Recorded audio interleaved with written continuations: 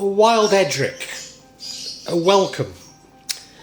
In my vlog, The Bloody Hand, but also in others, I've mentioned Wild Eadric. Wild Eadric was a Saxon, led the Saxon campaign against the Norman Conquest along the Welsh marches. And the legend of Wild Eadric is something I grew up with as a child in rural Shropshire.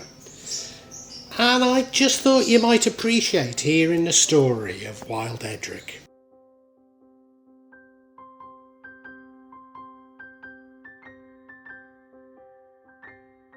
Eadric, Wild Eadric, or Eadric Cild, meaning Eadric the Child, was probably the son of Ælfric, brother of Eadric Streona, an ealdorman of Mercia under King Æthelred the Unready.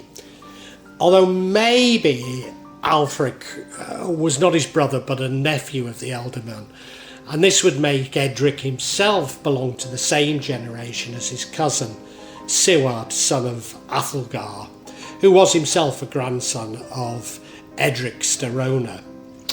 Certainly Eadric held land extensively in Shropshire, and maybe as many as 12 hides in Herefordshire.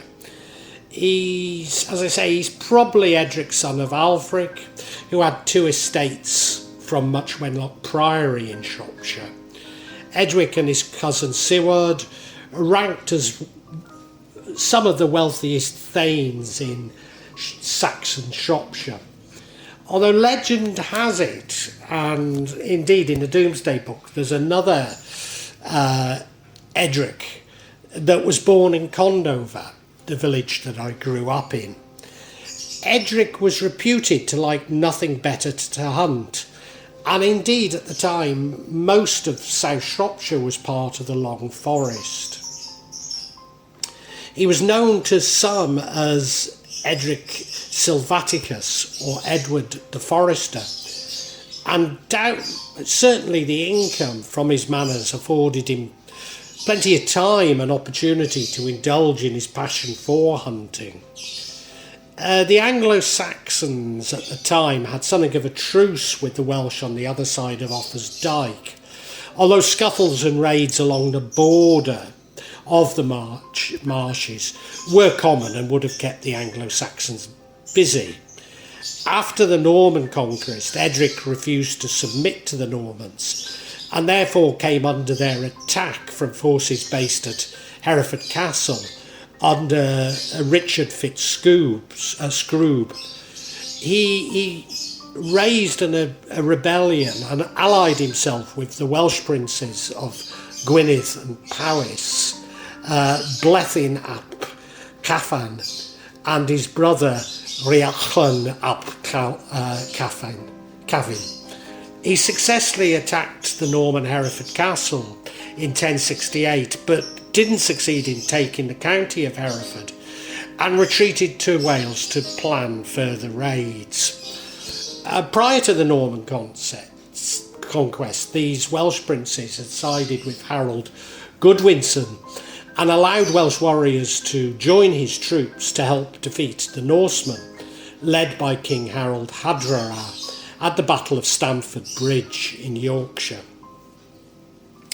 During the widespread wave of rebellions to the Normans in England between 1069 and 1070, he burned down the town of Shrewsbury and successfully besieged Shrewsbury Castle, again with help from his the Welsh princes from Gwynedd, as well as other English rebels from Cheshire.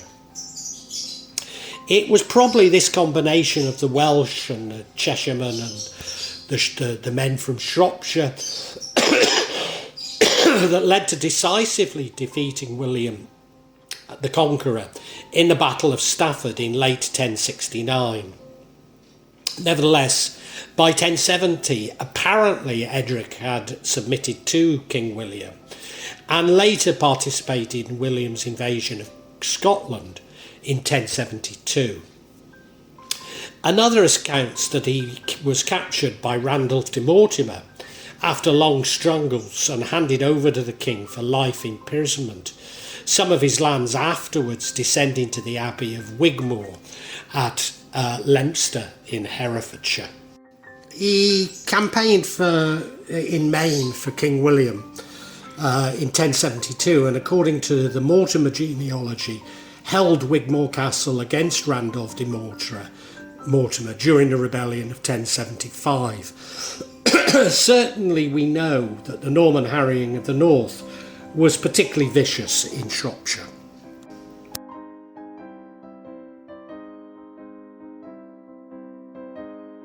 Lady Goda. Eadric had been out hunting alone when he found himself in a part of the Clun Forest that he'd not seen before. Whilst wandering through the tracks trying to find his way, he came across a glade with a large ancient dwelling. It's reputed that welcoming light shone from the windows and melodious sounds of singing and laughter could be heard. He dismounted and made his way closer. Peering through the window, he saw 6 beautiful maidens dancing in a circle, and a 7th, who was the loveliest of all. Her skin was pale and she had long golden hair. She was tall and fair, and he lost his heart to her. He had to claim her as his bride. Entering the house, he introduced himself, but was ignored by the maidens, who continued to dance and sing. Growing impatient, he burst into the circle and swept this lovely maiden up in his arms. Immediately the 6 sisters flew into a rage and transformed themselves into wolves and then bears. Eadric fought his way through and escaped the sisters with the maiden over his shoulders. He stepped outside, bloodied, his clothes in tatters, and he ran for his horse. Turning his back on his on the dwelling, he was surprised to see that the sisters had not followed. The maiden he carried had entered into a faint, and he threw her over his saddle, mounted his horse, and rode with haste away from the glade. But after a short while he found familiar landmarks in the forest and was able to find his way home. During this abduction and his ride through the forest, the young lady had awoken, yet she neither struggled nor made a sound. Eadric realised at this point that she was from the fairy realm. And when he took her to his mead hall, she simply sat demure and silently, watching his every move. He brought her the finest food and drink, but she wouldn't take either. He spoke heartfelt endearments to her, but she didn't answer. And so it continued, apparently for 3 whole days and 3 whole nights. But finally, on the 4th day, the maiden spoke and broke her fast. Her name, she said, was Lady Goda, and she was the elf queen. She said, "My name is Goda. I believe you're a good man. I will be your bride, but conditions must be fulfilled. I will bring you good luck, and you will enjoy good health, peace and abundance as long as I live with you. But be warned, should you ever reproach me because of my sisters, or the place I am from, or for what I am, you shall lose your bride, and from the outer world. From that day on you will lose your wealth, your health, and waste away to your death, pining for what you have lost." In sweet and honeyed tones she told Eadric that she would agree to become his faithful bride, and this would bring him this good health and fortune, which would, as I've said, last forever. Needless to say, Eadric agreed, and the pair were married with much feasting and merriment, and they lived together in great happiness and prosperity until the Normans came to England.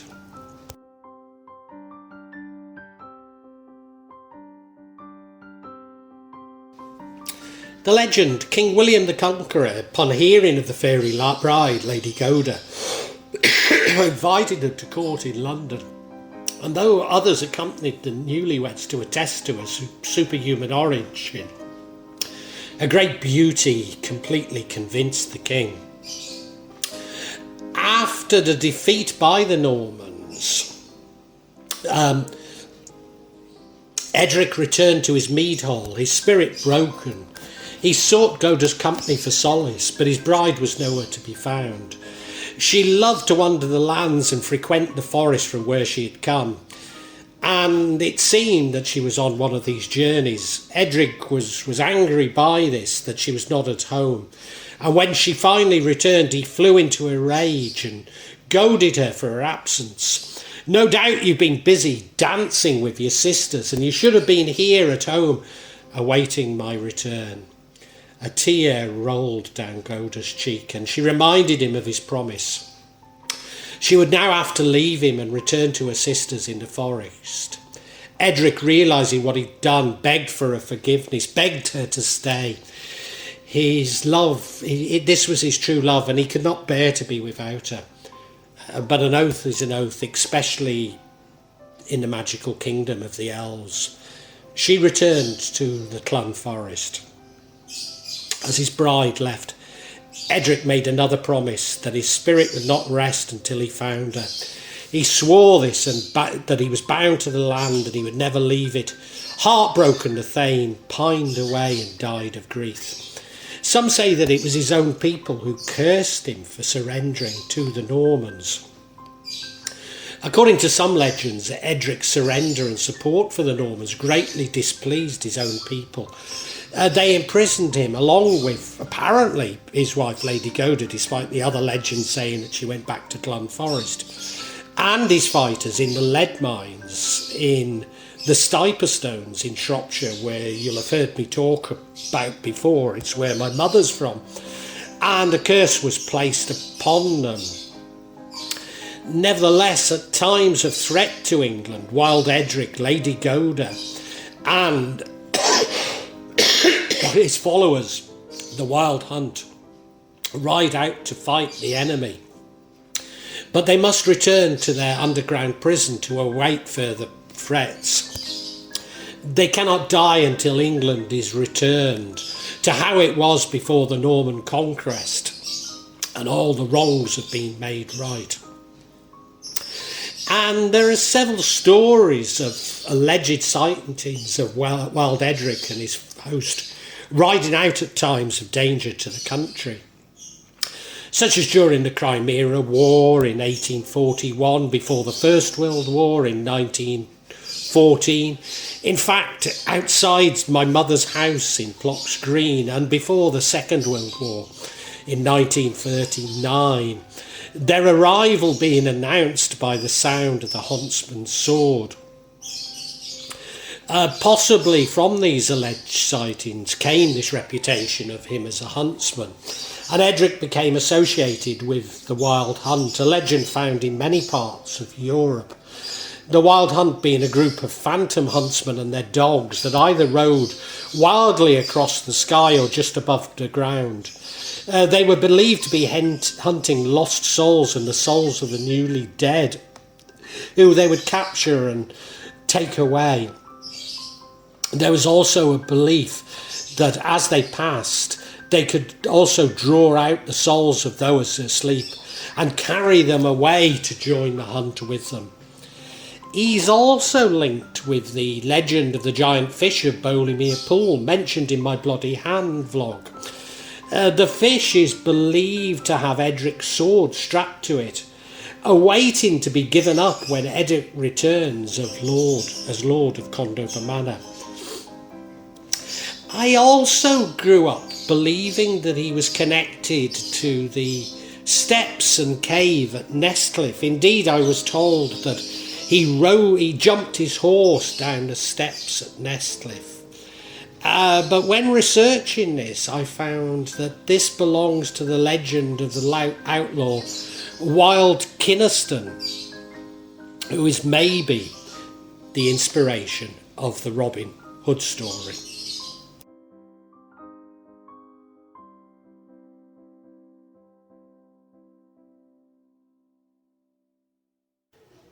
Well, I really hope you've enjoyed this vlog, and that not only got something out of it, but provoked thoughts.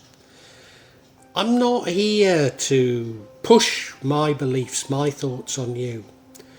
Only to open up your own thinking. Get you thinking about the world and life.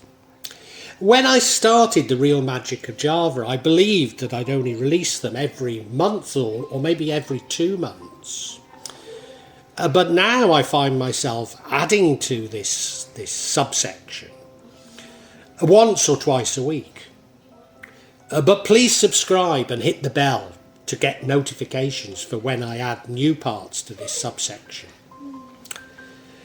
In part, the reason why I'm doing it more often is that the concept has moved from filming rituals and events that took place in Java to me also describing my beliefs and philosophy.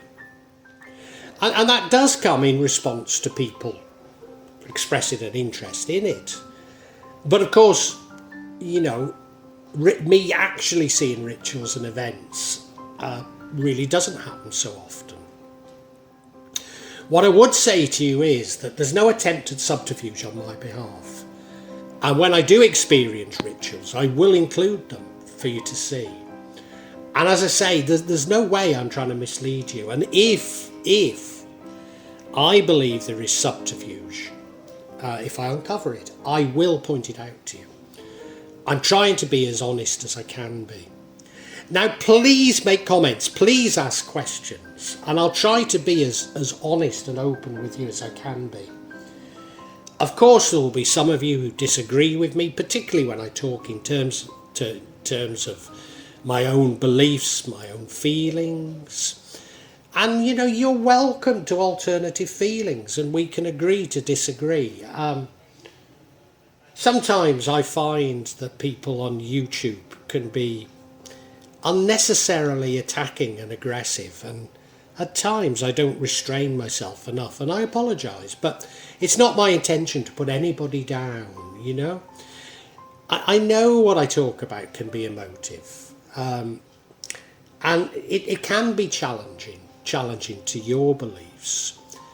But, I'd love to enter an open discussion, a heartfelt discussion.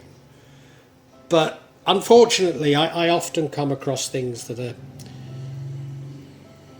especially when people quote the scriptures to me, I've just no idea where it takes us, Because I'm speaking from the heart, sorry, if you want to quote the scriptures, do so, but it doesn't have much impact on me, I personally have no desire to impose my feelings on you, and I suppose when people try to do it to me, it washes off, All I'm trying to do is I'm trying to share my feelings with you, and I'd love an open discussion on feelings. I really would love it, and sorry if I don't always react as best I should. I try and cure this in myself, but I think this is part of the sort of narcissism of social media that I talk about so much in this subsection. So look, if you've enjoyed it, I really urge you to listen to other sections on this channel, particularly the 4 audio books that I've uploaded onto this channel. Yes, they are in a novel format, they are novels, but they go into much greater depth than my thoughts and feelings. Now, what I would say to you is these are sequential, so my thoughts and feelings develop as we go through each chapter and each book. So it does begin with 1.1, the Chinese cemetery. But, hey, it's up to you. Feel free to dip in as you wish, as you want. And, really heartfelt thanks for listening to this. And I really want to say a great big thank you, and God bless you.